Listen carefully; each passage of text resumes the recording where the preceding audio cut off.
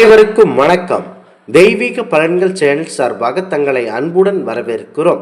இன்று நம் காணொலியில் காண விரும்புவது நித்திய சொர்க்க வாசல் கொண்ட பெருமாள் கோவில் சிறப்புகளை பற்றி இந்த காணொலியில் விரிவாக பார்க்கலாம். வாருங்கள் காணொலிக்கு செல்லலாம். மறக்காமல் ஒரு சப்ஸ்கிரைப் செய்யவும். கலியுக வெங்கடேச பெருமாள் கோவில் ஆண்டு முழுவதும் நித்திய சொர்க்க வாசல் வழியாக சென்று பெருமாளை தரிசனம் செய்து அதே சொர்க்க வாசல் வழியாக வரலாம். இந்த கோவில் இந்த சிறப்பு மிக விமர்சையாக கொண்டாடப்படுகிறது.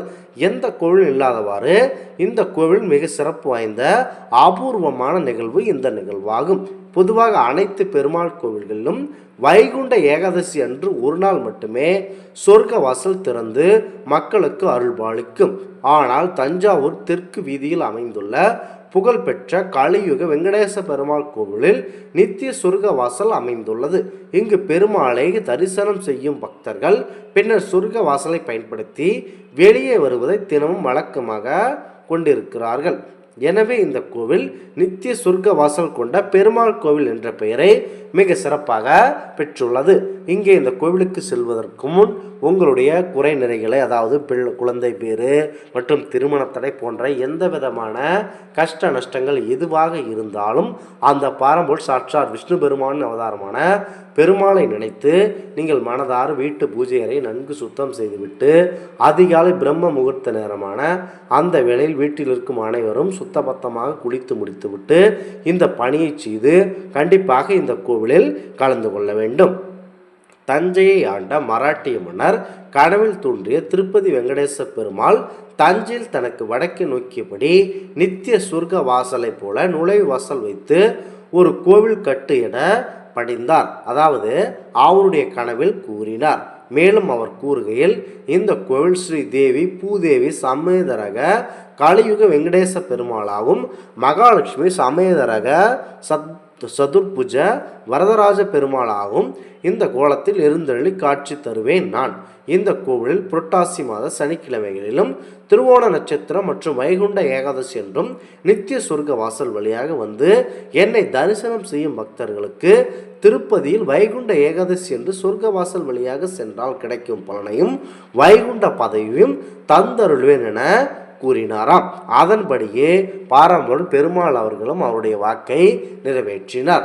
அதன்படி தஞ்சை கைப்பற்றிய மராட்டிய மன்னன் மராட்டிய சிற்ப கலைகளில் கருவூலமாக திகழும் வகையில் இந்த கோவில் கட்டினார்கள்.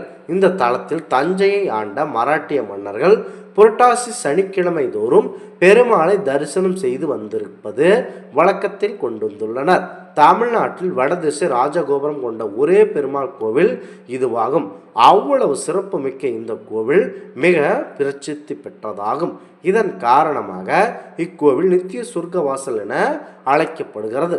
வைகுண்ட ஏகாதசி என்று சொர்க்க வாசல் வழியாக செல்ல இயலாத பக்தர்கள் இந்த தலத்தில் ஆண்டு முழுவதும் நித்திய சொர்க்க வாசல் வழியாக சென்று பாரம்பரிய பெருமாளை தரிசனம் செய்து அதே சொர்க்க வாசல் வழியாக வரலாம். இந்த கோவிலில் நவகிரகங்களுக்கு நடுவில் சூரியனுக்கு பதிலாக சந்திரன் இருக்கிறார். இதன் மேல் தளத்தில் கல்லினால் எந்திரம் பிரதிஷ்டை செய்துள்ளனர். இந்த சன்னதிக்கு தனி விமானமும் கலசமும் உள்ளது.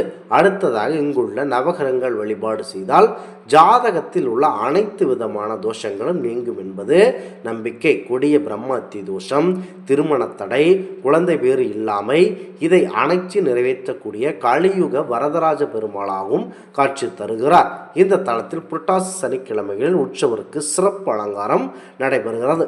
மற்ற நாட்களிலும் அவ்வளவு சிறப்பு மிக்கதாக நடைபெற்று வருகிறது. வைணவ திருக்கோவிலான இந்த கோவிலில் சிவாலயங்களில் காணப்படும் கணபதி, கொற்றவை, பிரஜநாடர், நடராஜர் ஆகிய தெய்வங்கள் கருவறை கோஷ்டத்தில் இடம் பெற்றுள்ளனர். இங்கே சிறப்பு என்னவென்றால், இன்றைய நாட்களில் மனமுருகி அந்த வெங்கடேச பெருமாளையே வேண்டிக் கொண்டு இங்கு வந்து அவர் நினைவிலேயே இங்கு இருக்க வேண்டும். அந்த கோவிலில் நுழைந்தவுடன் யாரிடமும் எதுவும் பேசாமல் முழு சிந்தனையுடன் பெருமாளையே நினைத்து கொண்டு இருக்க வேண்டும். அந்த இடத்தில் நீங்கள் தெய்வத்தை தரிசனம் செய்யும் போது உங்களுடைய பண அதாவது கஷ்ட நஷ்டத்தில் இருந்து உங்களை கடனாளியாக யாராவது உங்களுக்கு பணம் கொடுத்தவரோ அல்லது கேட்போர் எவரேனும் வந்துவிட்டால் அவரிடம் அந்த இடத்தில் வாக்குவாதத்தில் ஈடுபடாமல் சாட்சாத் அந்த வெங்கடேச பெருமாளையை மனதில் நினைத்து கொண்டு நீங்கள் செயல்பட வேண்டும். மேலும் சிவாலயங்கள் சிவனுக்குரிய வில்வ மரம் இந்த கோவிலில் மகாலட்சுமி அம்சமாகவும் தல விருட்சமாக இருப்பது இன்னும் சிறப்பு வாய்ந்தவையாக பார்க்கப்படுகிறது.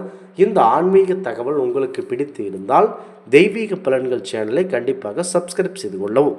மீண்டும் ஒரு நல்லதொரு காணொளியில் உங்களை சந்திக்கிறோம். நன்றி, வணக்கம்.